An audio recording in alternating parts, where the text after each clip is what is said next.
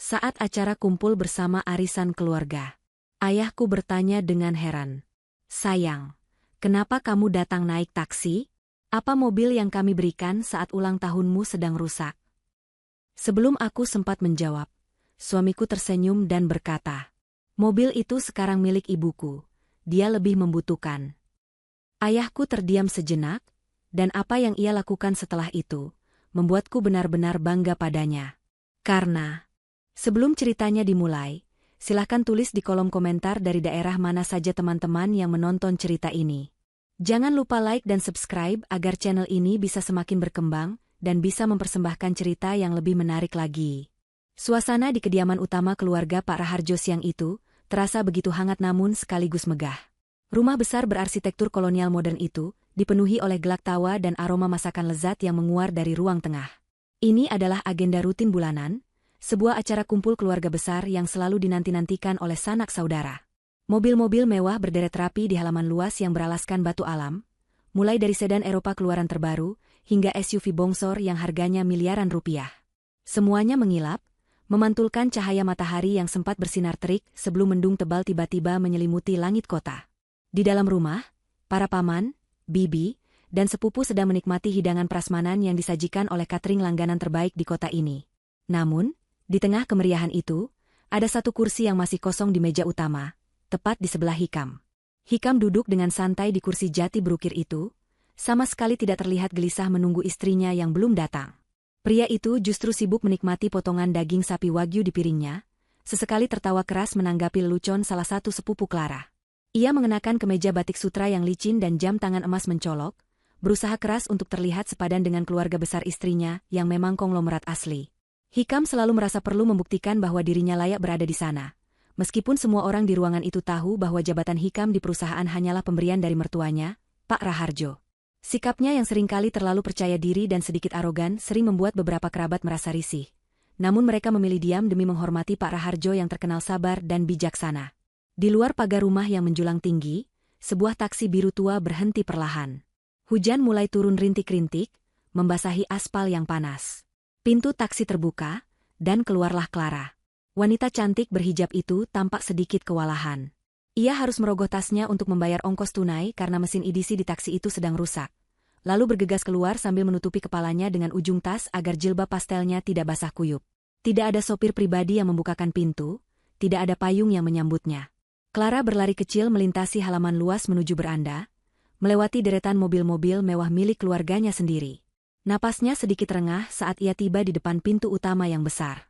Ia merapikan pakaiannya sejenak, mengusap titik-titik air hujan di bahunya, lalu menarik napas panjang untuk menenangkan diri sebelum masuk ke dalam kandang macan yang penuh dengan mata penilai. Ketika Clara melangkah masuk ruang tengah, keheningan menyapa sejenak sebelum suara obrolan kembali berdengung, namun volumenya jelas menurun. Mata semua orang tertuju padanya. Penampilan Clara terlihat sederhana namun tetap anggun, kontras dengan kemewahan yang melingkupinya. Wajahnya tampak lelah, ada guratan penat di bawah matanya yang ia coba tutupi dengan senyum tipis. Ia berjalan mendekati meja utama tempat ayahnya, Pak Raharjo, duduk di ujung meja sebagai kepala keluarga. Pak Raharjo menatap putrinya dengan tatapan tajam namun penuh kasih. Ia melihat sepatu Clara yang sedikit kotor terkena cipratan air hujan dan ujung gamisnya yang lembab. Naluri seorang ayah langsung bekerja, mendeteksi ketidakberesan yang selama ini coba disembunyikan oleh putrinya. Pak Raharjo meletakkan sendoknya perlahan, menciptakan denting halus yang entah mengapa terdengar begitu nyaring di telinga semua orang yang berada di dekatnya. Ia menatap Clara yang baru saja mencium tangannya dengan takzim, lalu beralih menatap Hikam yang masih asyik mengunyah tanpa sedikit pun bergeser atau menawarkan kursi untuk istrinya. Pak Raharjo berdeham pelan, cukup untuk membuat obrolan di meja itu terhenti total. Dengan suara baritonnya yang tenang namun berwibawa, ia bertanya, sebuah pertanyaan sederhana yang akan mengubah nasib menantunya selamanya. Ia bertanya mengapa Clara datang terlambat dan mengapa putrinya itu terlihat basah kuyup seolah baru saja turun dari kendaraan umum, padahal ia baru saja memberikan hadiah ulang tahun yang sangat spesifik untuk kenyamanan putrinya itu. Pak Raharjo bertanya dengan nada heran tentang keberadaan mobil Hyundai Palisade terbaru yang ia kirimkan minggu lalu. Apakah mobil itu sedang rusak sehingga Clara harus bersusah payah naik taksi di tengah cuaca yang tidak bersahabat? Clara terdiam, bibirnya sedikit bergetar. Ia belum sempat menyusun kalimat yang pas untuk menutupi kelakuan suaminya, karena ia tidak ingin mempermalukan Hikam di depan keluarga besar. Clara adalah istri yang taat, ia selalu berusaha menjaga marwah suaminya meskipun hatinya seringkali teriris. Namun, belum sempat satu kata pun keluar dari mulut Clara, Hikam sudah memotong pembicaraan itu dengan mulut yang masih setengah penuh makanan. Dengan nada yang sangat santai dan tanpa rasa bersalah sedikitpun, Hikam menjawab pertanyaan mertuanya. Ia berkata dengan lantang bahwa mobil Palisade itu sekarang ada di tangan ibunya, Ibu Ratna. Hikam menjelaskan dengan nada yang seolah-olah itu adalah hal yang paling masuk akal di dunia, bahwa ibunya lebih membutuhkan mobil besar dan mewah itu untuk keperluan arisan agar tidak dipandang rendah oleh teman-temannya. Ia menambahkan argumen yang membuat darah siapapun yang mendengarnya mendidih, bahwa Clara yang sehari-hari hanya pergi ke kantor dan berpenampilan tertutup dengan hijab, seharusnya hidup sederhana dan cukup menggunakan taksi online saja, karena lebih praktis dan tidak perlu repot mencari parkir. Ruangan itu seketika menjadi senyap, lebih senyap dari sebelumnya. Para paman dan bibi saling bertukar pandang dengan tatapan tidak percaya. Mereka tahu bahwa mobil itu adalah hadiah pribadi dari Pak Raharjo untuk Clara, putri tunggalnya, bukan untuk besannya yang terkenal gila hormat itu. Ucapan Hikam bukan hanya tidak sopan, tapi juga menunjukkan betapa ia tidak menghargai istrinya dan tidak tahu diri di hadapan pemberi hadiah. Clara menundukkan wajahnya, menahan rasa malu yang luar biasa. Bukan malu karena naik taksi, tapi malu karena suaminya dengan bangga memamerkan kebodohannya sendiri di depan ayah kandung Clara. Ia meremas ujung jilbabnya, berharap lantai di bawahnya membelah dan menelannya saat itu juga. Hatinya sakit mendengar suaminya lebih memprioritaskan gengsi ibunya daripada kenyamanan istrinya sendiri. Namun, reaksi Pak Raharjo sungguh di luar dugaan Hikam. Ayah Clara itu tidak menggebrak meja, tidak berteriak, bahkan wajahnya tidak memerah karena marah. Pak Raharjo hanya terdiam sejenak, menatap menantunya lekat-lekat seolah sedang mengamati seekor serangga yang aneh. Lalu, sebuah senyuman tipis terbit di bibirnya, senyuman yang tidak mencapai matanya. Ia mengangguk-angguk pelan, seolah memahami logika sesat yang baru saja dilontarkan Hikam. Pak Raharjo kemudian berkata dengan nada datar bahwa ia baru tahu kalau Ibu Ratna yang menggunakan mobil itu, dan ia menghargai kejujuran Hikam. Hikam, yang merasa tanggapan mertuanya itu sebagai tanda persetujuan, atau setidaknya tanda ketidakberdayaan orang tua menghadapi anak muda, tersenyum lebar dengan penuh kemenangan. Ia merasa hebat karena berhasil mengatur aset keluarga istrinya tanpa perlawanan. Di balik meja makan yang tertutup taplak meja sutra itu, tangan Pak Raharjo bergerak perlahan mengambil ponsel pintarnya dari saku celana. Tanpa melihat layar, jarinya yang sudah hafal letak aplikasi pesan instan langsung mengetikkan sebuah perintah singkat kepada kepala keamanan dan tim operasional perusahaannya. Ia tidak butuh banyak kata. Cukup satu kalimat perintah untuk mengaktifkan protokol penarikan aset. Pesan itu terkirim dalam hitungan detik, membawa serta badai kehancuran yang sedang menuju ke arah Hikam dan ibunya. Pak Raharjo kemudian meletakkan kembali ponselnya, mengambil cangkir kopinya, dan menyesapnya dengan nikmat, seolah ia baru saja menandatangani kontrak bisnis yang sangat menguntungkan. Matanya menatap Clara dengan lembut, mengirimkan sinyal tanpa suara bahwa semuanya akan baik-baik saja, dan bahwa sang ayah sudah mengambil alih kendali. Hikam kembali melanjutkan makannya dengan lahap, sama sekali tidak menyadari bahwa di atas kepalanya, pedang Damocles sudah siap untuk jatuh dan memenggal kesombongannya. Sementara itu, di belahan kota yang lain, suasana kontras terjadi di sebuah pusat perbelanjaan elit yang menjadi tempat berkumpulnya para sosialita ibu kota. Langit mendung tidak menghalangi niat Ibu Ratna untuk memamerkan mainan barunya. Di area drop-off lobi utama yang megah, sebuah Hyundai Palisade berwarna hitam mengkilap terparkir dengan posisi yang sengaja dibuat sedikit menyerong agar semua orang bisa melihatnya. Ibu Ratna berdiri di samping mobil itu dengan dagu terangkat tinggi. Ia mengenakan pakaian bermerek dari ujung rambut sampai ujung kaki, yang warnanya bertabrakan satu sama lain demi menunjukkan logo jenama semata. Tas tangan kulit buaya tiruan tersangkut di lengannya, dan jari-jarinya dipenuhi cincin emas yang berkilauan berlebihan. Di sekeliling Ibu Ratna, 5 orang teman arisannya berdiri dengan tatapan yang beragam. Ada yang menatap dengan kagum, ada yang iri, dan ada pula yang mencibir diam-diam karena tahu latar belakang keluarga Ibu Ratna yang sebenarnya biasa saja. Namun, hari ini panggung adalah milik Ibu Ratna. Dengan suara yang sengaja dikeraskan, ia bercerita bahwa mobil besar nan gagah ini adalah hadiah spesial dari putra kesayangannya, Hikam. Ia membual bahwa bisnis Hikam sedang meroket tajam, sehingga mampu membelikannya mobil seharga hampir 1 miliar rupiah secara tunai, tanpa kredit. Ia menepuk-nepuk kap mesin mobil itu seolah sedang menepuk pundak anaknya sendiri, membanggakan betapa nyamannya kursi di dalam yang memiliki fitur pemanas dan pendingin, serta betapa canggihnya sistem audio mobil tersebut. Ia sama sekali tidak menyebut nama Clara, seolah-olah menantunya itu tidak memiliki andil apapun dalam kesuksesan anaknya. Teman-temannya memberikan pujian-pujian palsu yang membuat hidung Ibu Ratna semakin kembang kempis. Mereka memuji betapa beraktinya Hikam, betapa beruntungnya Ibu Ratna memiliki anak laki-laki yang sukses dan tahu cara memuliakan orang tua. Ibu Ratna menyerap semua pujian itu seperti spons menyerap air, merasa dirinya berada di puncak dunia. Ia bahkan sempat menyindir salah satu temannya yang hanya diantar menggunakan mobil sedan tua, mengatakan bahwa sudah saatnya mengganti kendaraan demi keselamatan dan kenyamanan.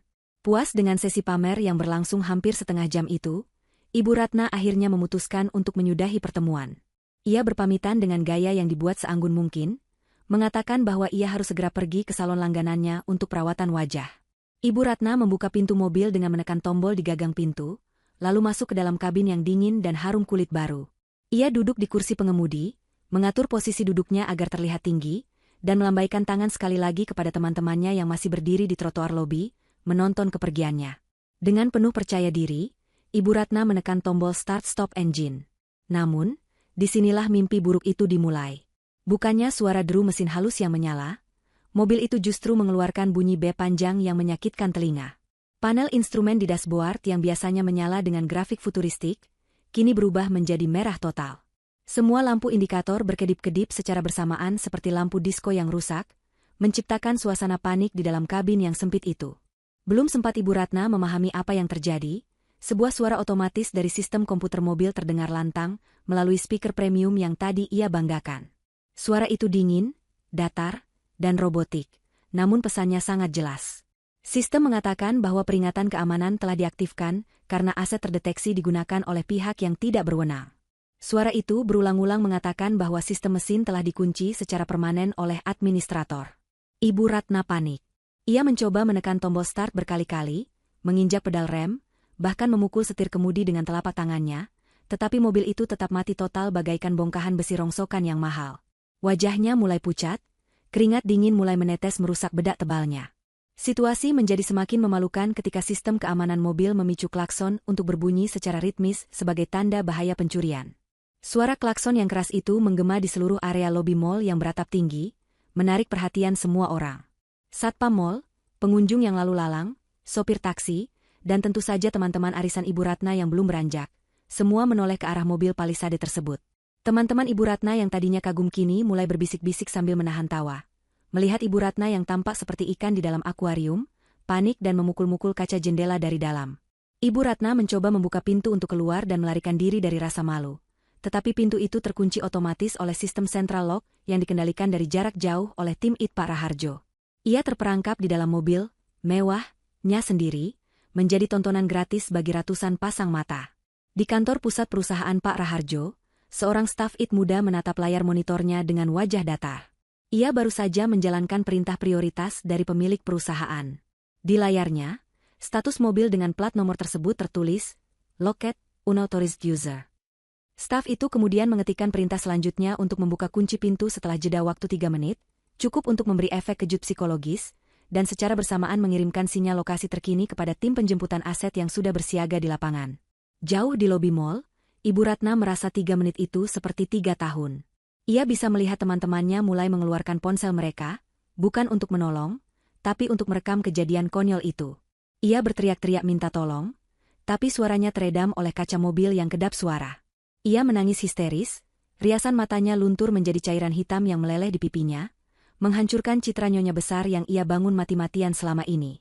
Ketika akhirnya kunci pintu terbuka otomatis dengan bunyi klik yang keras, Ibu Ratna tidak segera keluar. Ia terlalu lemas dan syok. Namun, ia tidak punya pilihan lain karena dari kejauhan, sebuah truk derek towing berwarna oranye cerah dengan logo perusahaan besarnya, sudah memasuki area lobi, membelah kerumunan orang. Petugas yang turun dari truk itu bukanlah sopir derek biasa yang kusam, melainkan 2 orang petugas keamanan berseragam safari hitam yang berbadan tegap dan berwajah tegas.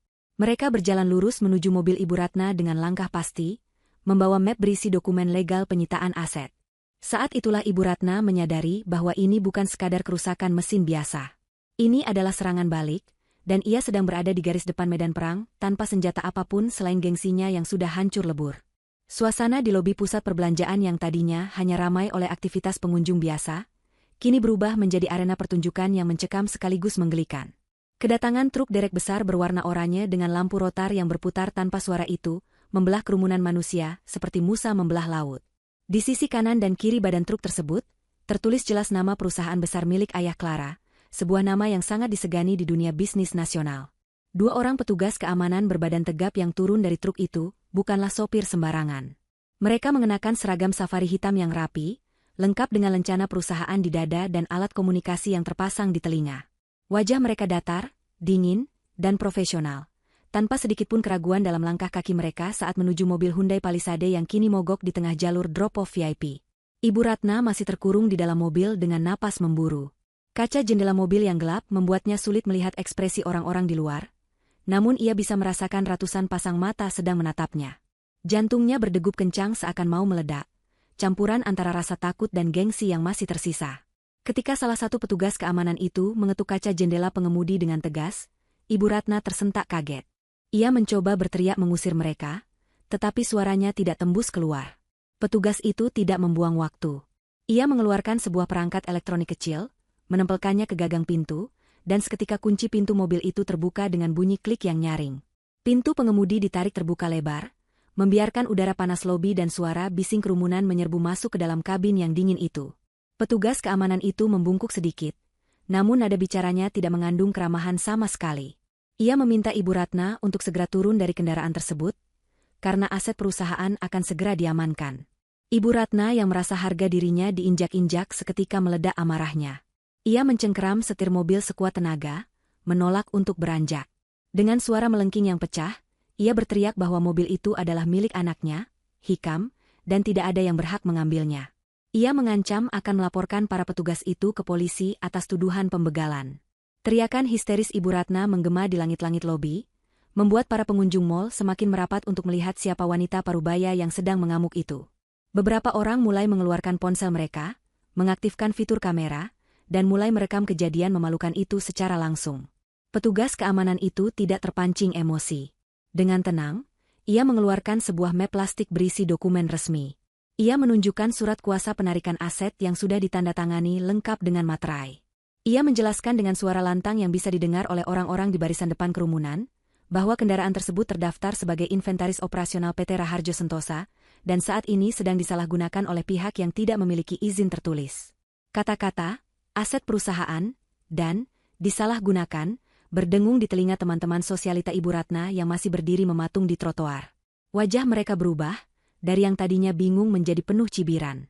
Bisik-bisik mulai terdengar, menyebarkan kabar bahwa ternyata mobil mewah yang dipamerkan Ibu Ratna hanyalah mobil pinjaman kantor besarnya, bukan hasil kesuksesan anaknya sendiri. Karena Ibu Ratna terus memberontak dan menolak turun, petugas keamanan akhirnya mengambil tindakan tegas sesuai prosedur. Salah satu petugas memberi kode kepada rekannya. Mereka berdua dengan cekatan namun tidak menyakiti, melepaskan cengkeraman tangan Ibu Ratna dari setir. Ibu Ratna meronta-ronta seperti anak kecil yang tantrum, kakinya menendang-nendang udara, tetapi tenaga wanita parubaya yang jarang berolahraga itu tentu tidak sebanding dengan tenaga dua satpam terlatih. Dalam hitungan detik, Ibu Ratna berhasil dikeluarkan dari mobil.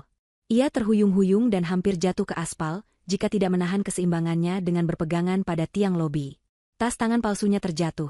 Isinya berhamburan keluar, lipstik murah, tisu kusut, dan dompet tebal yang ternyata hanya berisi struk belanjaan. Adegan selanjutnya adalah puncak dari segala rasa malu. Petugas derek dengan cepat memasang pengait ke bagian bawah bumper depan mobil Palisade itu. Mesin derek menderu, menarik mobil besar itu naik ke atas bak truk dengan mulus. Ibu Ratna berlari mengejar, memukuli bodi truk sambil menangis meraung-raung, memohon agar mobil itu tidak dibawa pergi. Ia berteriak memanggil nama Hikam, seolah anaknya bisa tiba-tiba muncul dan menyelamatkannya. Namun, tidak ada pahlawan yang datang. Truk itu perlahan bergerak menjauh, membawa serta simbol status sosial yang selama ini dibangga-banggakan Ibu Ratna. Ia tertinggal sendirian di tengah jalan, rambutnya yang tadi disasak tinggi kini berantakan, maskaranya luntur membuat wajahnya terlihat seperti hantu di siang bolong. Orang-orang di sekitarnya tidak ada yang menolong. Mereka justru sibuk mengunggah video kejadian itu ke media sosial. Salah satu teman arisan Ibu Ratna, wanita bermulut tajam yang tadi sempat disindir soal mobil tuanya, berjalan mendekat dengan senyum sinis. Ia tidak mengulurkan tangan untuk membantu Ibu Ratna berdiri, melainkan hanya berkata pelan namun menusuk, menyuruh Ibu Ratna untuk memesan ojek online saja karena sepertinya, mobil anaknya, sedang ada urusan bisnis. Kata-kata itu disambut tawa kecil dari teman-teman lainnya. Ibu Ratna menatap sekeliling dengan nanar. Dunianya yang dibangun di atas kebohongan runtuh seketika. Notifikasi di ponsel salah satu pengunjung berbunyi, video Ibu Ratna diseret Satpam sudah masuk akun Gosip Kota dengan ribuan penonton dalam hitungan menit. Judulnya begitu menyakitkan. Mertua gaya elit, ternyata mobil tarikan Lea Sing Besan. Kembali ke kediaman Pak Raharjo, suasana pesta masih berlangsung dengan tenang, kontras sekali dengan kekacauan yang baru saja terjadi di lobi mall. Alunan musik instrumen piano mengalun lembut, menemani para tamu yang sedang menikmati hidangan penutup. Clara duduk diam di kursinya, matanya menatap piring kosong di hadapannya, mencoba menulikan telinga dari suara kunyahan suaminya yang masih makan dengan lahap di sebelahnya. Hikam tampak begitu santai, sesekali ia bersendawa kecil tanpa menutup mulut, merasa dirinya adalah raja kecil di rumah mertuanya setelah tadi berhasil menjawab pertanyaan Pak Raharjo tanpa didebat. Ia tidak tahu bahwa ketenangan di ruangan itu adalah ketenangan sebelum badai besar menghantam. Tiba-tiba, ponsel Hikam yang tergeletak di atas meja bergetar hebat, diiringi nada dering lagu dangdut yang volumenya disetel maksimal. Suara itu memecah kesyahduan ruangan, membuat beberapa paman Clara menoleh dengan tatapan terganggu. Hikam dengan cepat menyambar ponselnya, melihat nama Ibu di layar. Ia tersenyum lebar, mengira ibunya menelepon untuk berterima kasih karena sudah bisa pamer mobil baru. Dengan percaya diri, Hikam mengangkat telepon itu tanpa beranjak dari meja makan, membiarkan semua orang mendengar percakapannya. Namun, senyum di wajah Hikam lenyap dalam sekejap mata. Suara yang keluar dari seberang sana bukanlah ucapan terima kasih, melainkan teriakan histeris yang diselingi tangisan pilu. Suara Ibu Ratna begitu keras, hingga terdengar samar-samar oleh Clara yang duduk di sebelahnya. Wajah Hikam berubah drastis, dari merah padam karena malu menjadi pucat pasi karena marah. Ia mendengarkan laporan ibunya yang terputus-putus, mengatakan bahwa mobilnya ditarik paksa oleh orang-orang jahat, bahwa ia dipermalukan di depan teman-temannya, dan bahwa ia sekarang terdampar di pinggir jalan. Otak Hikam yang sempit langsung menyimpulkan bahwa ini adalah ulah Clara. Ia berpikir Clara pasti diam-diam melapor ke polisi atau membatalkan asuransi mobil itu karena sakit hati. Kemarahannya memuncak. Hikam membanting sendoknya ke piring hingga menimbulkan bunyi perang yang nyaring, membuat seluruh ruangan terdiam seketika. Ia berdiri mendadak. Kursinya berdecit keras menggesek lantai marmer. Dengan mata melotot, Hikam menunjuk wajah Clara yang masih duduk tenang. Ia membentak istrinya di depan puluhan kerabat yang hadir. Ia menuduh Clara sebagai istri durhaka yang tega mempermalukan mertuanya sendiri. Hikam berteriak bertanya apa yang sudah dilakukan Clara sampai mobil itu ditarik orang. Urat-urat leher Hikam menonjol keluar, wajahnya beringas, siap untuk meluapkan segala caci maki. Clara mendongak, menatap suaminya dengan tatapan yang sulit diartikan, campuran antara kasihan dan lelah. Namun, sebelum Clara sempat membuka mulut untuk membela diri, sebuah suara bariton menginterupsi, memotong amarah Hikam seperti pisau panas memotong mentega. Pak Raharjo berdiri dari kursi utamanya. Gerakannya pelan, tidak terburu-buru, namun memiliki aura yang membuat semua orang menahan napas. Ia tidak berteriak. Ia tidak memukul meja. Ia hanya mengangkat satu tangannya sedikit, memberi isyarat agar Hikam diam. Ajaibnya, Hikam yang sedang berapi-api itu terdiam, mulutnya masih sedikit terbuka. Pak Raharjo berjalan memutari meja, langkahnya tegap mendekati menantunya. Ia berhenti tepat 2 langkah di depan Hikam, menatap mata pria muda itu dengan sorot mata yang tajam dan menusuk, sorot mata seorang pengusaha yang sudah memakan banyak lawan bisnis. Pak Raharjo berkata dengan nada datar bahwa tidak ada yang salah dengan mobil itu. Ia menjelaskan bahwa mobil itu ditarik karena pemilik aslinya, yaitu perusahaan, memutuskan bahwa pemakainya saat ini tidak layak. Hikam ternganga, mencoba memproses kata-kata mertuanya. Pak Raharjo melanjutkan ucapannya, kali ini dengan nada yang lebih dingin. Ia mengatakan bahwa ia mendengar ibu Hikam membutuhkan kendaraan, jadi ia mempersilakan Hikam untuk segera menyusul ibunya yang sedang kepanasan di pinggir jalan. Hikam gelagapan, ia mencoba membela diri dengan mengatakan bahwa ia harus kembali ke kantor, tetapi Pak Raharjo memotongnya lagi. Dengan ketenangan yang mematikan, Pak Raharjo memberitahu Hikam sebuah fakta baru. Ia meminta kunci mobil sedan yang dibawa Hikam, mobil dinas yang selama ini dipakai Hikam untuk bekerja. Hikam refleks memegang saku celananya, enggan menyerahkan kunci itu. Pak Raharjo tersenyum tipis, senyum yang mengerikan. Ia berkata bahwa mobil itu adalah fasilitas untuk karyawan. Dan karena per jam 5 sore hari ini nama Hikam sudah dicoret dari daftar karyawan perusahaan karena pelanggaran etika berat dan penyalahgunaan aset, maka Hikam tidak lagi berhak atas mobil tersebut. Berita pemecatan itu disampaikan begitu saja, di sela-sela acara makan keluarga, seolah-olah Pak Raharjo sedang membicarakan cuaca.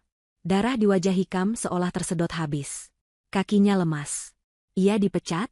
Di depan semua keluarga istrinya? Ia mencoba mencari dukungan, menoleh ke arah paman dan bibi Clara, tetapi mereka semua memandanginya dengan tatapan jijik dan dingin.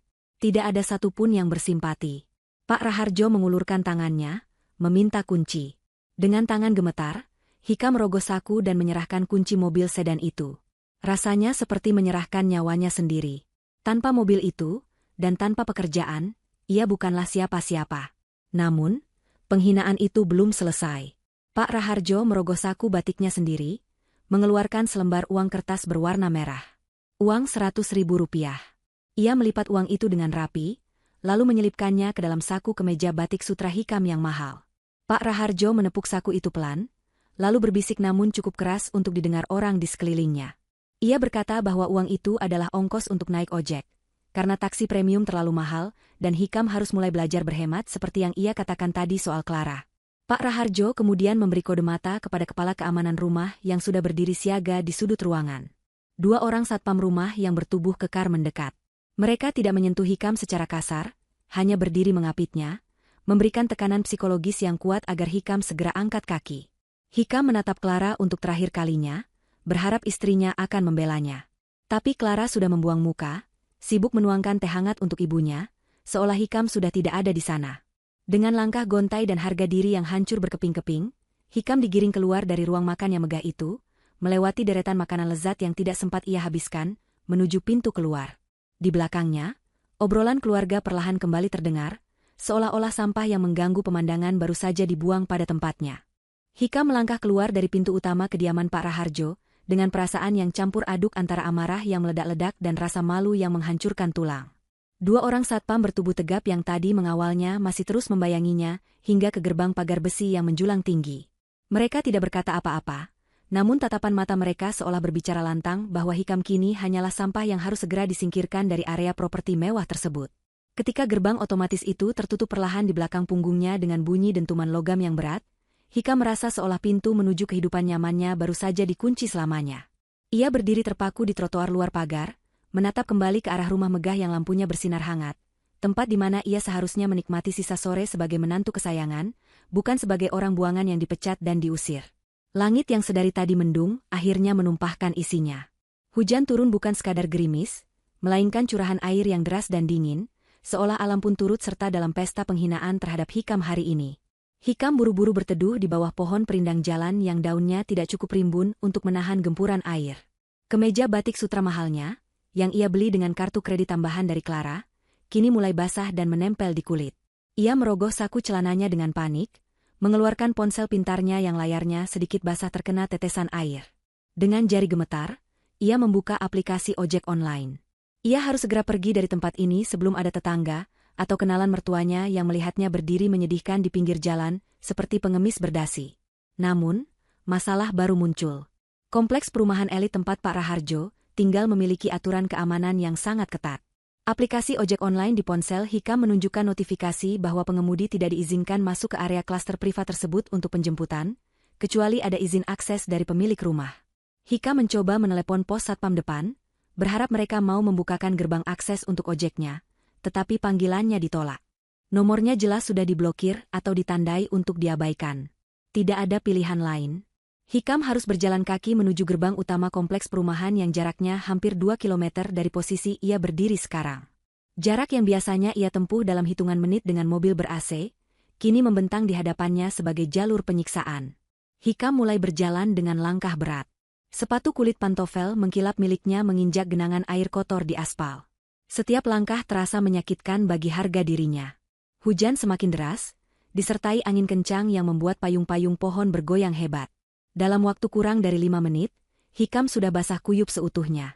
Rambutnya yang tadi ditata rapi dengan pomade kini lepek menutupi dahi, air hujan mengalir deras di wajahnya, menyamarkan air mata kemarahan yang mulai keluar.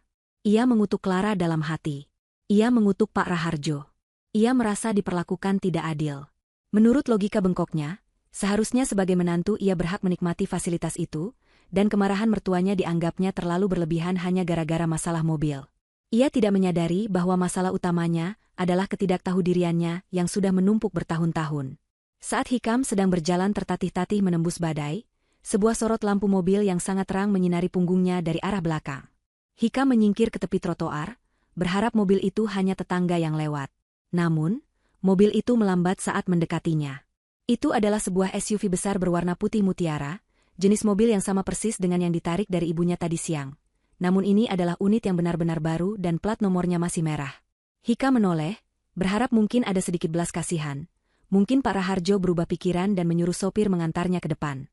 Kaca jendela mobil itu bening karena dirawat dengan lapisan penolak air terbaik, sehingga Hikam bisa melihat dengan jelas siapa yang ada di dalamnya. Di kursi pengemudi, duduk Pak Raharjo. Pria parubaya itu menyetir dengan santai, satu tangan memegang kemudi, wajahnya tenang dan kering, menikmati musik klasik yang terdengar samar dari luar. Di sebelahnya, duduk Clara. Istrinya itu sudah mengganti pakaiannya dengan busana yang lebih hangat. Clara sedang memegang cangkir tumbler berisi minuman panas, wajahnya terlihat damai. Saat mobil itu melintas pelan tepat di samping Hikam, waktu seolah berjalan lambat. Hikam menatap lekat-lekat wajah istrinya, berharap Clara akan menoleh, melihat suaminya yang kedinginan, dan meminta ayahnya berhenti. Namun, harapan itu hancur. Clara menatap lurus ke depan. Tatapannya kosong, seolah Hikam hanyalah tiang listrik atau tong sampah di pinggir jalan yang tidak layak mendapatkan perhatian. Tidak ada kebencian di mata Clara, yang ada hanya ketidakpedulian yang mutlak. Mobil itu pun kembali melaju, bannya melindas genangan air yang cukup dalam, menyipratkan lumpur coklat pekat tepat ke celana bahan Hikam yang sudah basah. Hikam berdiri mematung, mandi lumpur dan air hujan, menatap lampu belakang mobil mewah itu menghilang di tikungan jalan menuju gerbang keluar, meninggalkan ia sendirian dalam dingin yang menusuk tulang. 1 jam kemudian, Hikam akhirnya sampai di rumah kontrakannya. Rumah yang selama ini ia sebut sebagai rumah pribadinya, meski sebenarnya uang sewa dan cicilannya dibayar penuh oleh Clara. Tubuhnya menggigil hebat, bibirnya membiru kedinginan. Ia masuk ke dalam rumah dengan membanting pintu, berharap menemukan sedikit kehangatan atau setidaknya tempat untuk meluapkan emosi.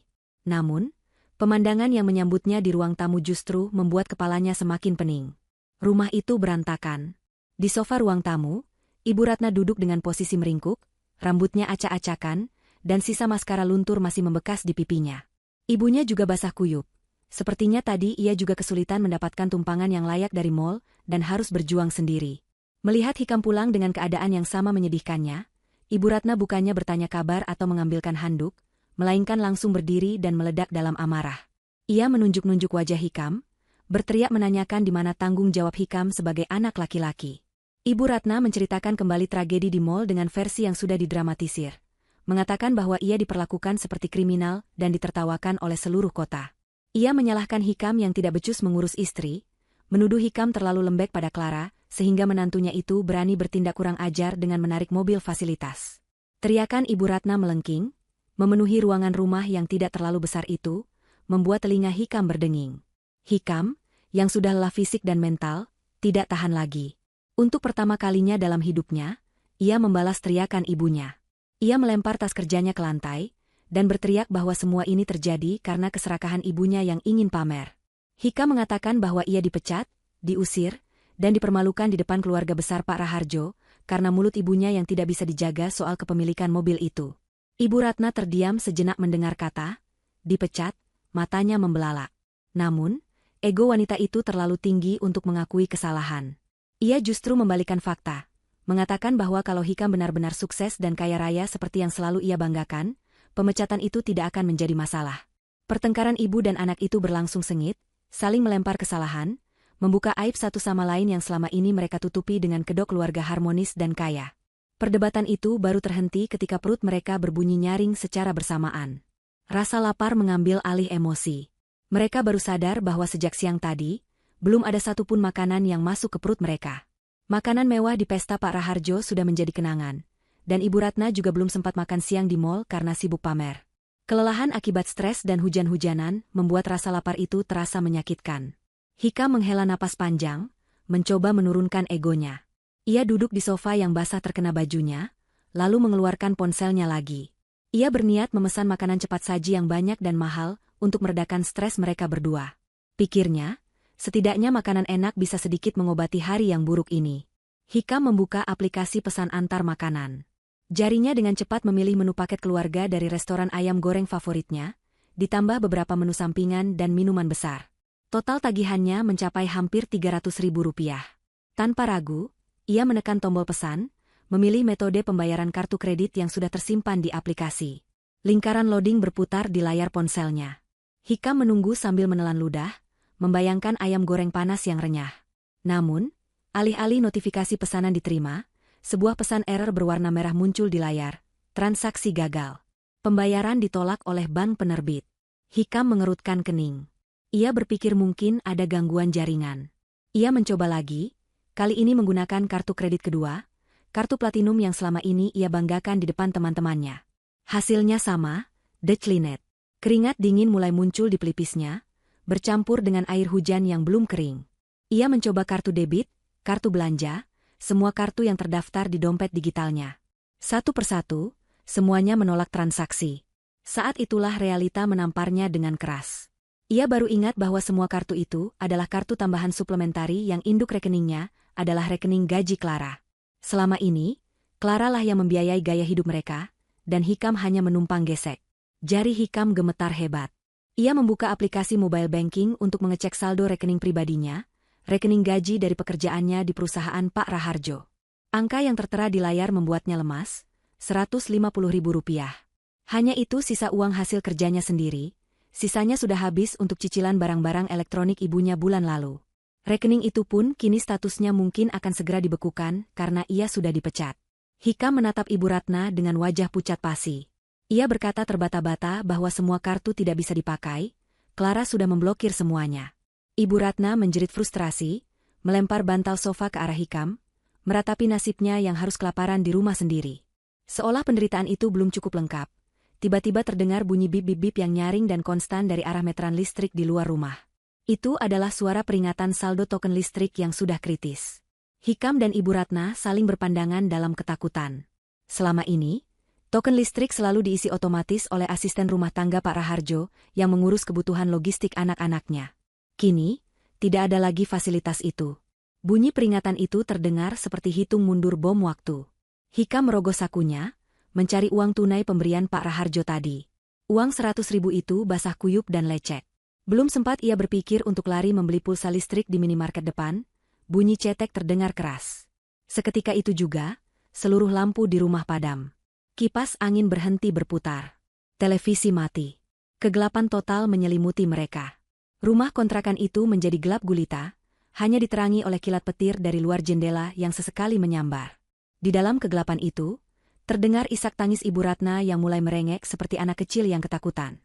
Hikam duduk bersandar di sofa dalam gelap, perutnya perih karena lapar, badannya menggigil kedinginan, dan dompetnya kosong melompong.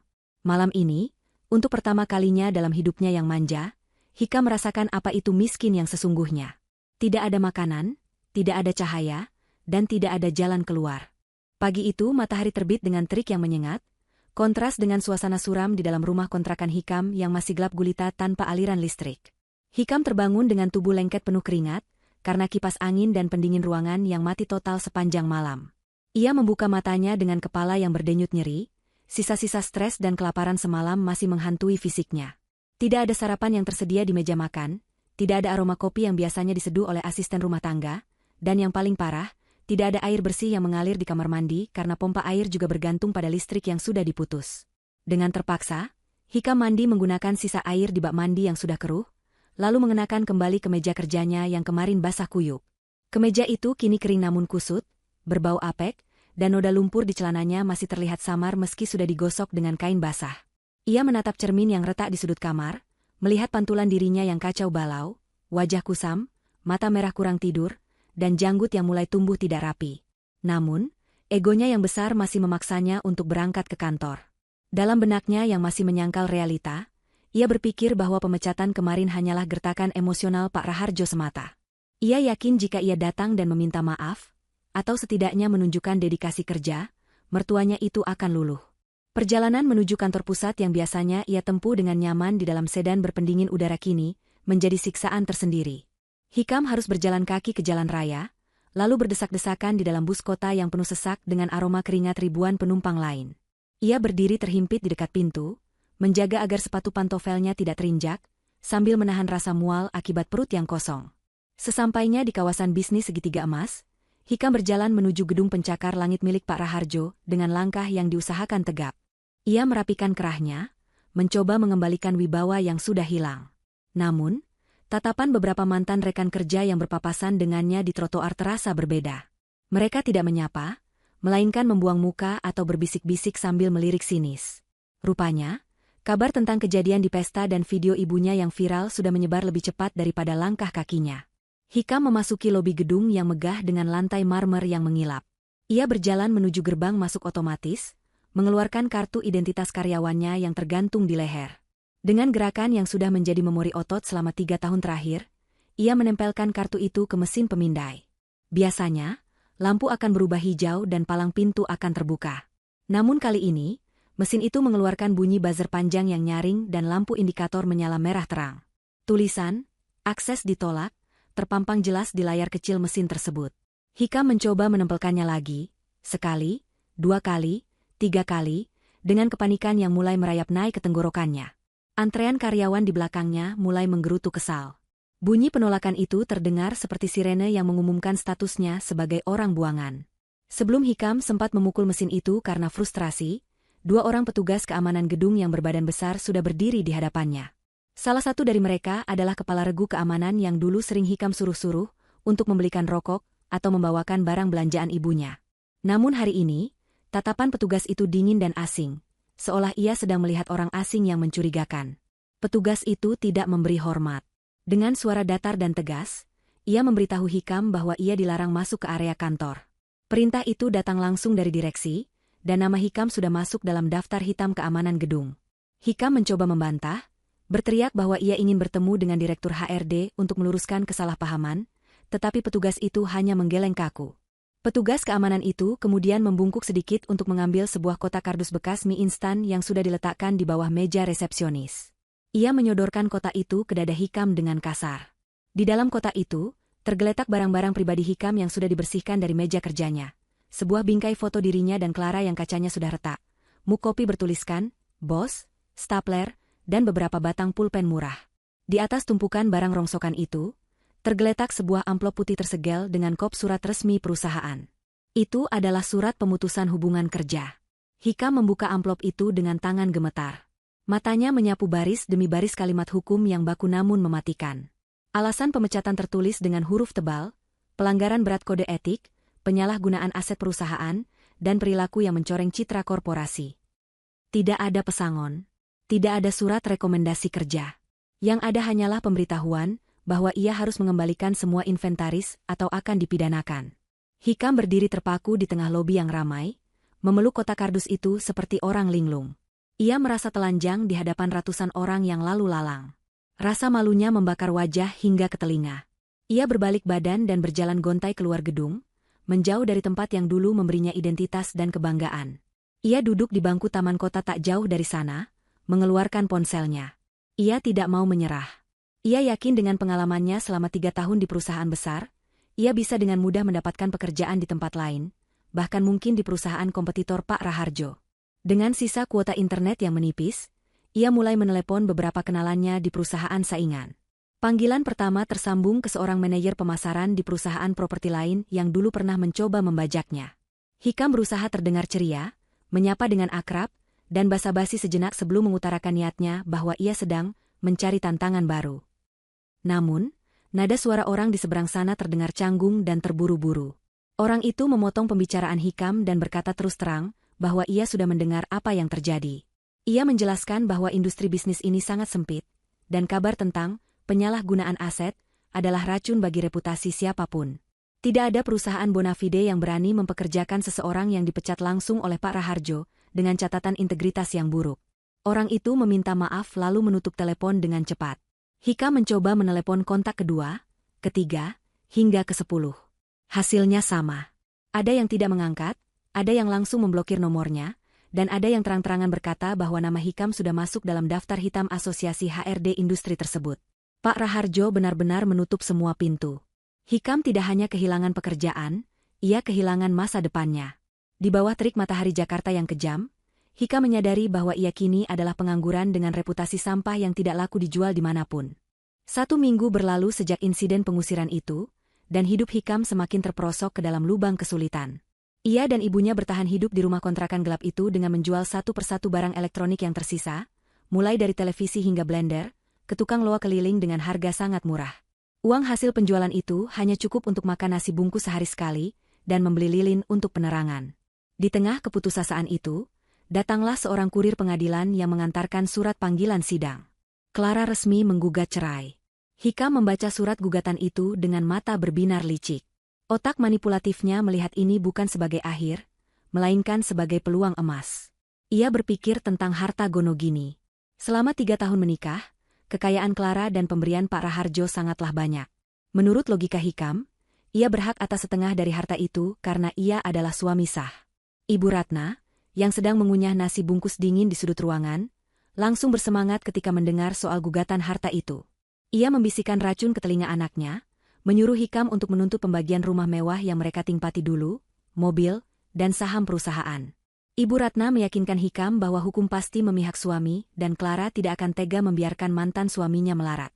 Dengan sisa uang terakhir, Hikam menyewa seorang pengacara murah yang berkantor di ruko pinggiran kota. Seorang pengacara yang lebih banyak membual daripada memenangkan kasus. Namun Hikam sudah tidak punya pilihan lain. Ia datang ke pengadilan dengan keyakinan semu bahwa ia akan keluar sebagai jutawan baru. Hari persidangan tiba. Suasana di pengadilan agama terasa kaku dan dingin.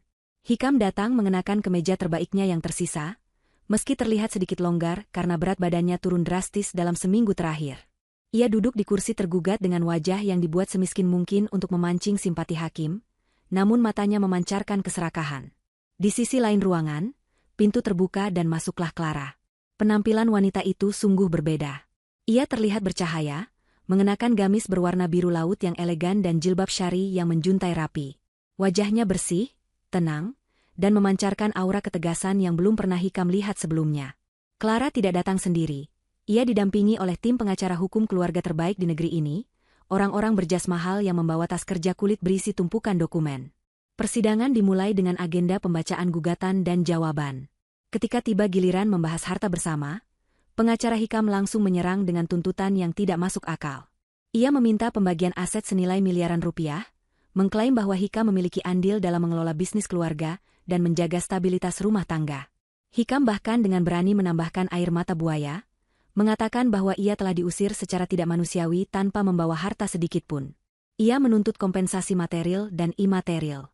Ibu Ratna yang duduk di kursi pengunjung mengangguk-angguk setuju, matanya berbinar membayangkan uang yang akan mereka terima.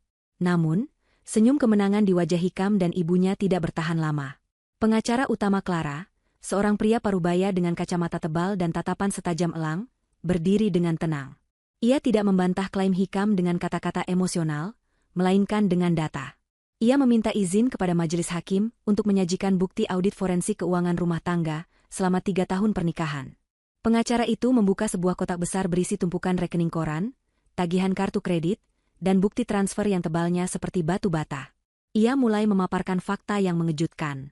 Ternyata, selama menikah, Hikam tidak pernah memberikan nafkah 1 rupiah pun kepada Clara. Gaji Hikam yang tidak seberapa itu selalu habis digunakan untuk keperluan pribadi dan gaya hidup Ibu Ratna. Lebih parah lagi, pengacara Clara menunjukkan bukti bahwa semua fasilitas mewah yang dinikmati Hikam dan ibunya, liburan ke luar negeri, tas-tas bermerek Ibu Ratna, perhiasan, hingga biaya renovasi rumah ibunya di kampung, semuanya dibayar menggunakan kartu kredit tambahan atas nama Clara. Secara hukum, penggunaan dana tersebut tanpa izin tertulis dan di luar kewajaran nafkah suami istri dikategorikan sebagai utang. Pengacara itu menyajikan rekapitulasi total pengeluaran, hedonisme, Hikam dan ibunya yang mencapai angka fantastis, 2,5 miliar rupiah. Ruang sidang mendadak hening. Angka itu begitu besar hingga membuat hakim ketua mengerutkan kening dan menatap Hikam dengan pandangan menyelidik. Hikam pucat pasi. Ia mencoba membantah, mengatakan bahwa itu adalah hadiah dari istri. Namun, Clara akhirnya angkat bicara.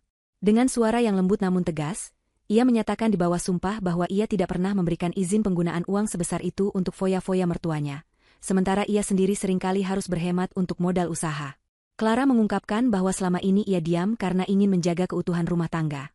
Tetapi karena Hikam yang memulai tuntutan Gonogini, maka ia berhak menagih kembali uangnya. Pengacara Clara kemudian mengajukan gugatan rekonvensi, gugatan balik. Ia meminta agar Hikam mengembalikan seluruh uang tersebut, atau aset yang dibeli dengan uang itu akan disita sebagai ganti rugi.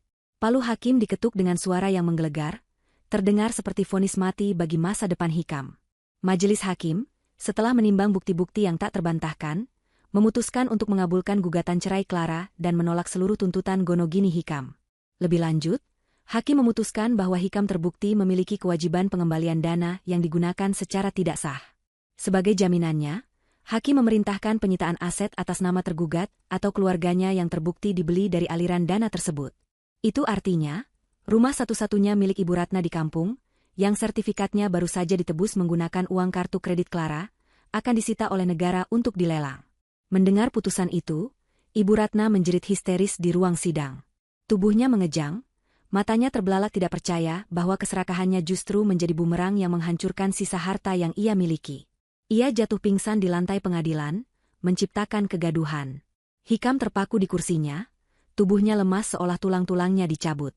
Ia menatap Clara, berharap ada belas kasihan di mata wanita yang pernah mencintainya itu. Namun Clara sudah berdiri, merapikan jilbabnya, dan berjalan keluar ruang sidang tanpa menoleh sedikit pun.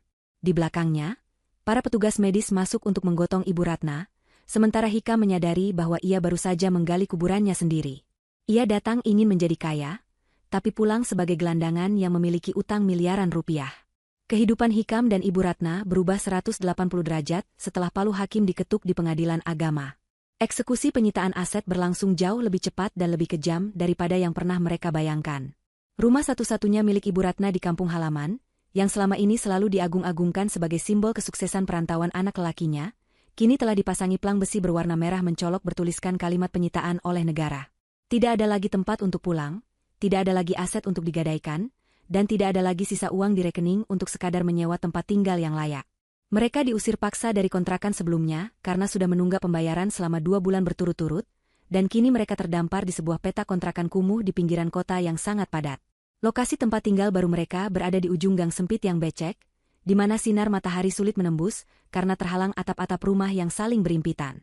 Dinding kontrakan itu terbuat dari batako kasar yang belum diplester semen, atap asbesnya bocor di sana-sini menciptakan noda air di langit-langit, dan udara di dalamnya terasa pengap bercampur bau selokan yang menggenang tepat di depan pintu kayu yang sudah lapuk.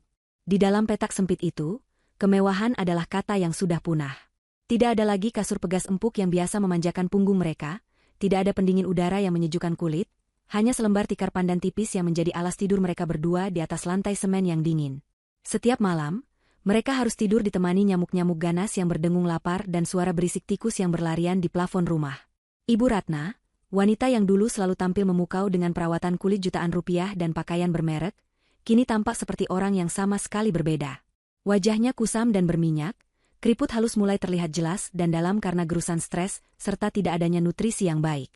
Rambutnya yang dulu selalu ditata rapi di salon mahal, kini seringkali lepek, berbau apek, dan hanya diikat asal-asalan dengan karet gelang bekas nasi bungkus. Tidak ada lagi teman-teman sosialita yang memuji, yang ada hanyalah tetangga-tetangga yang menatap curiga. Setiap hari, Ibu Ratna harus bangun sebelum azan subuh berkumandang. Bukan untuk pergi senam pagi atau persiapan arisan seperti kebiasaan lamanya, melainkan untuk mulai bekerja sebagai buruh cuci gosok bagi tetangga-tetangganya yang rata-rata adalah buruh pabrik. Demi menyambung hidup agar tidak mati kelaparan, mantan sosialita palsu ini terpaksa merendahkan dirinya melakukan pekerjaan kasar yang dulu sangat ia hina.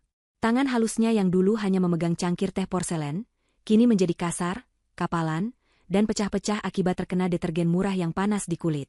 Seringkali ia menangis sendirian di kamar mandi umum saat sedang menyikat noda di baju orang lain, meratapi nasibnya yang harus menjadi pelayan bagi orang-orang yang status ekonominya dulu ia anggap rendahan. Namun, tetangga kontrakan tidak ada yang bersimpati padanya. Mereka justru sering mencibir dan memarahi Ibu Ratna karena kerjanya yang lamban, kurang bersih, dan masih suka mengeluh soal kualitas sabun cuci. Keadaan Hikam tidak kalah menyedihkan. Bahkan bisa dibilang ia mengalami kehancuran mental yang lebih parah daripada ibunya. Ijazah sarjana dari universitas ternama yang dulu ia bangga-banggakan setiap kali melamar kerja, kini tidak lebih berharga dari kertas pembungkus gorengan. Cap hitam sebagai karyawan yang tidak jujur, pelaku penggelapan aset, dan orang yang dipecat secara tidak hormat oleh perusahaan besar Pak Raharjo, membuatnya ditolak mentah-mentah di semua perusahaan. Bahkan perusahaan kecil yang sedang membutuhkan staf administrasi pun enggan mempekerjakan orang dengan catatan integritas yang buruk seperti Hikam.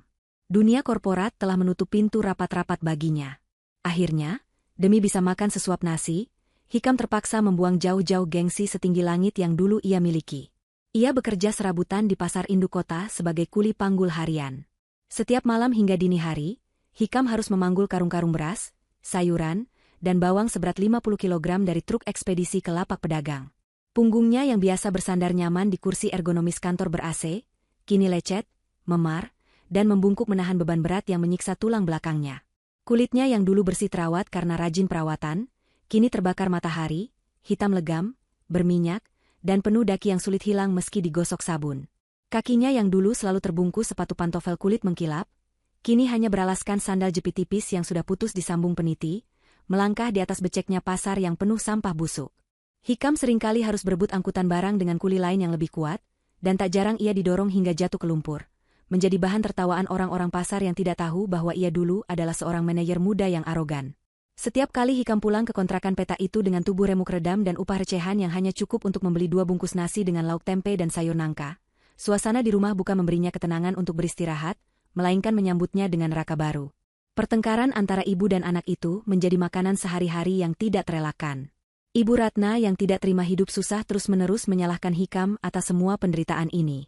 Dengan suara melengking, ia memaki Hikam sebagai anak laki-laki yang tidak berguna, yang bodoh karena tidak becus menjaga istri kaya raya dan sholehah seperti Clara. Ia terus mengungkit-ungkit masa lalu, mengatakan bahwa seandainya Hikam lebih pintar mengambil hati Pak Raharjo dan tidak terlalu jujur soal mobil itu, mereka tidak akan berakhir di tempat sampah seperti ini. Hikam yang sudah lelah fisik dan mental, tidak lagi dia menerima cacian seperti dulu saat ia masih menjadi anak penurut. Rasa hormatnya pada sang ibu telah terkikis habis oleh kenyataan pahit. Ia membalas makian ibunya dengan kata-kata yang jauh lebih kejam dan menyakitkan. Ia berteriak di depan wajah ibunya bahwa semua ini adalah karma dari mulut sombong dan gaya hidup pamer Ibu Ratna, yang ingin terlihat kaya dengan mobil Palisade curian. Hikam menyalahkan keserakahan ibunya yang memaksanya untuk korupsi kecil-kecilan dan berbohong, yang akhirnya membuatnya kehilangan pekerjaan, istri, dan masa depan. Teriakan-teriakan penuh kebencian mereka seringkali berakhir dengan pemecahan piring plastik atau bantingan pintu yang keras, membuat tetangga sebelah dinding menggedor tembok dan mengancam akan mengusir mereka jika terus membuat keributan di tengah malam. Di dalam petak sempit yang panas dan pengap itu, kasih sayang antara ibu dan anak telah menguap tanpa sisa, digantikan oleh rasa saling benci, tuduh-menuduh, dan penyesalan mendalam yang sudah terlambat untuk diperbaiki. Mereka terjebak bersama dalam kubangan kemiskinan yang mereka gali sendiri, tanpa ada harapan untuk bisa naik kembali. 1 tahun telah berlalu sejak badai kehancuran menimpa Hikam dan ibunya, menghapus jejak kemewahan semu yang pernah mereka nikmati. Waktu terus berjalan tanpa mempedulikan nasib mereka yang terpuruk. Sementara bagi orang-orang yang sabar dan jujur, waktu membawa hadiah yang manis. Siang itu, di sebuah restoran fine dining yang terletak di kawasan bisnis paling elit di Jakarta, suasana terasa begitu sejuk, tenang, dan elegan. Restoran tersebut dikenal sebagai tempat berkumpulnya para pebisnis sukses dan kalangan atas. Lantai marmernya berkilau memantulkan cahaya lampu kristal, aroma steak panggang premium dan racikan kopi mahal memenuhi udara yang diatur suhunya dengan sempurna oleh pendingin ruangan sentral. Alunan musik jazz instrumental terdengar samar-samar, menambah kesan eksklusif tempat itu. Di salah satu meja terbaik yang terletak tepat di samping dinding kaca besar menghadap ke jalan raya utama, duduklah Clara dan ayahnya, Pak Raharjo. Penampilan Clara kini jauh lebih mempesona dan berwibawa dibandingkan setahun yang lalu. Ia mengenakan busana muslimah modern rancangan desainer ternama yang membalut tubuhnya dengan anggun, serasi dengan jilbab sutra bermotif lembut yang ia kenakan. Wajahnya bersih dan bersinar alami, memancarkan ketenangan batin dan kebahagiaan yang tidak bisa dipalsukan. Tidak ada lagi gurat kesedihan, tekanan batin, atau mata sembab seperti saat ia masih menjadi istri Hikam yang tertekan. Clara kini adalah wanita yang utuh, mandiri, dan dihormati. Hari ini adalah hari perayaan yang istimewa. Clara baru saja meresmikan pembukaan cabang ke-5 butik busana muslim miliknya yang kini menjadi tren di kalangan wanita muda. Bisnis yang ia rintis kembali dengan modal sendiri dan bimbingan strategi dari ayahnya itu berkembang sangat pesat dalam waktu singkat, membuktikan kepada dunia, dan terutama pada dirinya sendiri, bahwa ia mampu berdiri tegak di atas kakinya sendiri, tanpa bayang-bayang nama besar ayahnya. Pak Raharjo menatap putrinya dengan tatapan penuh kebanggaan dan kasih sayang yang meluap-luap. Pria tua itu tampak segar bugar. Senyumnya lebar dan lepas saat mendengarkan Clara bercerita dengan antusias tentang rencana ekspansi bisnisnya untuk menembus pasar ekspor ke negara tetangga. Mereka tertawa renyah bersama, menikmati hidangan penutup berupa kue coklat yang manis, merayakan kemenangan hidup yang sesungguhnya. Bagi Pak Raharjo, melihat putrinya lepas dari benalu yang merugikan dan tumbuh menjadi wanita tangguh, adalah kebahagiaan yang tak ternilai harganya. Jauh lebih mahal dari mobil mewah jenis apapun yang pernah ia beli. Di tengah perbincangan hangat dan penuh tawa itu, pandangan Clara tidak sengaja terarah keluar jendela kaca raksasa di sebelahnya. Kaca itu tebal dan kedap suara, berfungsi sempurna memisahkan dua dunia yang bertolak belakang. Dunia di dalam restoran yang tenang, wangi, dan mewah, dengan dunia luar yang bising, panas, berdebu, dan kejam. Di trotoar jalan raya di depan restoran, kemacetan parah sedang terjadi karena jam makan siang.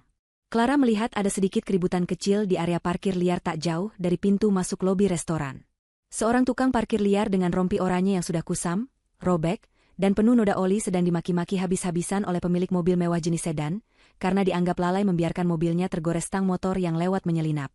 Tukang parkir itu menunduk dalam-dalam, memohon ampun dengan gestur tubuh yang sangat menyedihkan dan ketakutan. Ia berkali-kali menangkupkan kedua tangannya di depan dada, meminta maaf agar tidak dipukul atau dilaporkan. Kulit tukang parkir itu hitam terbakar matahari yang menyengat, rambutnya gondrong tak terurus penuh debu jalanan, dan tubuhnya kurus kering seperti orang yang kurang gizi kronis. Tulang pipinya menonjol tajam, matanya cekung dikelilingi lingkaran hitam. Mata Clara menyipit, berusaha mengenali sosok yang terasa familiar di balik penampilan gembel itu. Detik berikutnya, Clara tertegun. Itu adalah Hikam. Mantan suaminya yang dulu selalu tampil necis dengan kemeja licin, jas rapi, dan jam tangan mahal, kini berdiri di aspal panas tanpa alas kaki yang layak, menerima cacian dan ludah orang lain demi uang receh Rp2.000. Hati Clara berdesir. Namun getaran itu bukan karena cinta yang tersisa atau rasa rindu yang menyeruak, melainkan rasa iba yang asing, seperti melihat orang tak dikenal yang sedang menderita. Mata Clara kemudian beralih sedikit ke arah trotoar di seberang tempat Hikam berdiri. Di sana, duduk bersimpuh seorang wanita tua dengan pakaian lusuh dan daster yang warnanya sudah pudar. Wanita itu sedang menjajakan tisu bungkus kecil dan masker kepada para pejalan kaki yang lewat dengan wajah memelas. Wajah wanita itu tertutup debu jalanan dan keringat, keriputnya semakin dalam, tapi Clara masih bisa mengenali garis wajah Ibu Ratna dengan sangat jelas. Wanita yang dulu dengan sombong memamerkan tas palsu di mall, yang menghina Clara mandul dan bodoh di setiap kesempatan arisan, kini harus menengadahkan tangan di pinggir jalan, berharap belas kasihan orang-orang yang lewat untuk sekadar membeli tisu seharga 1.000 perak. Pemandangan itu begitu kontras dengan ingatan terakhir Clara tentang mereka. Seolah ada ikatan tak kasat mata atau mungkin takdir yang ingin menunjukkan akhir dari sebuah drama, Hikam yang baru saja selesai dimarahi pemilik mobil, menoleh ke arah bangunan restoran mewah itu. Mungkin ia ingin berteduh sebentar dari terik matahari, atau sekadar melihat kehidupan enak yang tidak bisa ia rasakan lagi. Matanya menembus kaca jendela yang bening dan langsung bertemu dengan mata Clara yang sedang menatapnya. Waktu seolah berhenti berputar bagi Hikam. Ia terpaku di tempatnya berdiri, kakinya seolah dipaku ke aspal panas. Hikam melihat mantan istrinya duduk di dalam sana, tampak begitu cantik, bersih, bercahaya, dan bahagia. Ia melihat Clara dikelilingi kemewahan yang dulu pernah ia rasakan dan ia sia-siakan. Ia melihat makanan lezat di meja Clara yang nilainya mungkin setara dengan pendapatannya memanggul karung dan memarkir mobil selama 3 bulan penuh. Rasa malu, penyesalan yang teramat dalam, dan kehancuran harga diri menghantam dada Hikam begitu keras, hingga ia merasa sesak napas dan ingin muntah. Ia melihat dengan jelas apa yang telah ia buang demi menuruti ego dan keserakahan ibunya yang tidak masuk akal. Ia ingin berteriak, ingin memanggil nama Clara, ingin berlari masuk dan bersimpuh meminta maaf agar bisa kembali ke masa lalu. Tapi ia sadar kaca tebal itu adalah dinding pemisah nasib yang tak mungkin lagi ia tembus. Ia hanyalah debu di luar sana, sementara Clara adalah berlian di dalam etalase. Hikam melihat Ibu Ratna juga menoleh, dan wanita tua itu menutup mulutnya karena kaget, air mata penyesalan mengalir di pipi keriputnya yang kotor. Clara menatap mata Hikam yang berkaca-kaca itu selama beberapa detik yang terasa panjang. Tidak ada kemarahan di wajah Clara, tidak ada senyum mengejek tanda puas, dan tidak ada dendam yang membara. Yang ada hanyalah tatapan datar dan tenang. Tatapan seseorang yang melihat masa lalu yang sudah selesai dan tidak lagi memiliki tempat sedikit pun dalam hidupnya. Clara perlahan mengalihkan pandangannya, memutus kontak mata itu sepihak. Ia kembali menatap ayahnya, Pak Raharjo, yang juga menyadari kehadiran Hikam di luar sana namun memilih untuk tidak peduli. Pak Raharjo hanya mengangguk pelan pada putrinya sambil tersenyum, memberikan isyarat tanpa suara bahwa semuanya sudah berlalu. Clara membalas senyum ayahnya dengan lembut, lalu dengan gerakan tangan yang anggun dan tegas, ia memanggil pelayan restoran. Ketika pelayan itu datang, Clara meminta untuk menutup tirai jendela tersebut karena sinar matahari terlalu silau. Pelayan itu mengangguk hormat dan perlahan menarik tali tirai. Kain tebal berwarna emas itu turun inci demi inci, perlahan-lahan menutupi pemandangan jalanan, memutus pandangan Hikam terhadap Clara, memisahkan cahaya terang di dalam restoran dengan panas terik yang menyiksa di luar sana. Tirai tertutup rapat, dan bagi Clara, buku masa lalunya pun ikut tertutup selamanya. Sementara bagi Hikam dan ibunya, hidup dalam penyesalan adalah hukuman penjara tanpa jeruji besi yang harus mereka jalani hingga akhir hayat. 5 tahun bukanlah waktu yang singkat bagi roda nasib untuk berputar sepenuhnya. Di sebuah warung kopi sederhana yang berdinding papan kayu di pinggiran pasar induk, Hikam duduk termenung dengan tatapan kosong. Penampilannya kini jauh lebih tua dari usia sebenarnya. Rambutnya yang dulu hitam tebal kini mulai memutih dan menipis di beberapa bagian, kulit wajahnya kasar terbakar matahari, dan giginya mulai kuning karena terlalu banyak merokok untuk mengusir stres. Ia mengenakan kaos partai yang sudah pudar warnanya dan celana pendek yang kumal. Di hadapannya, tersaji segelas kopi hitam encer dan sepotong gorengan dingin, satu-satunya sarapan yang mampu ia beli hari ini sebelum kembali bekerja mengangkut sayur. Suara bising pasar dan teriakan pedagang seolah menjadi musik latar kehidupannya yang suram. Perhatian Hikam teralihkan ketika pemilik warung mengeraskan volume televisi tabung tua yang bertengger di atas rak berdebu. Siaran berita pagi sedang menayangkan liputan khusus tentang profil pengusaha wanita inspiratif yang sukses menembus pasar global. Jantung Hikam seakan berhenti berdetak saat melihat wajah yang muncul di layar kaca itu. Itu adalah Clara. Namun, Clara yang ia lihat di televisi sangat berbeda dengan Clara yang dulu ia kenal. Wanita itu terlihat begitu anggun, berwibawa, dan memancarkan aura kebahagiaan yang nyata. Clara sedang diwawancarai di halaman sebuah rumah mewah yang jauh lebih besar dari rumah Pak Raharjo dulu, dikelilingi oleh taman bunga yang indah. Kamera kemudian menyorot sosok di sebelah Clara. Seorang pria gagah dengan senyum ramah dan tatapan teduh sedang menggendong seorang anak laki-laki kecil yang lucu. Pria itu adalah suami baru Clara, seorang arsitek ternama yang dikenal religius dan sangat menyayangi keluarganya.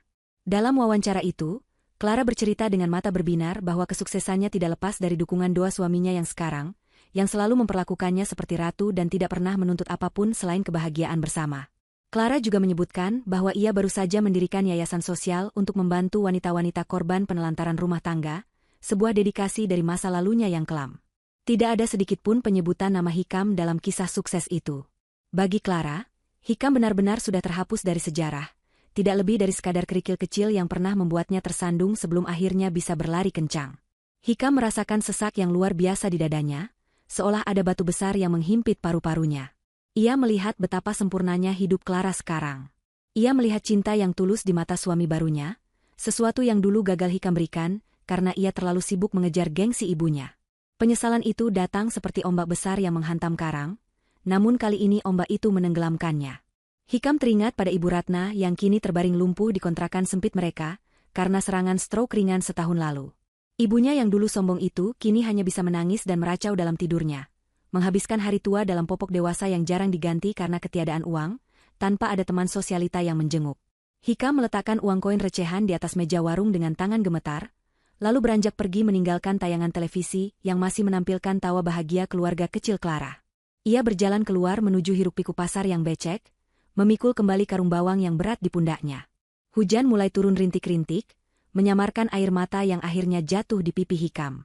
Ia menyadari bahwa hukuman terberat bukanlah kemiskinan, melainkan kesadaran bahwa ia pernah memiliki berlian di genggamannya, namun ia membuangnya demi sebuah batu kali yang ia kira emas.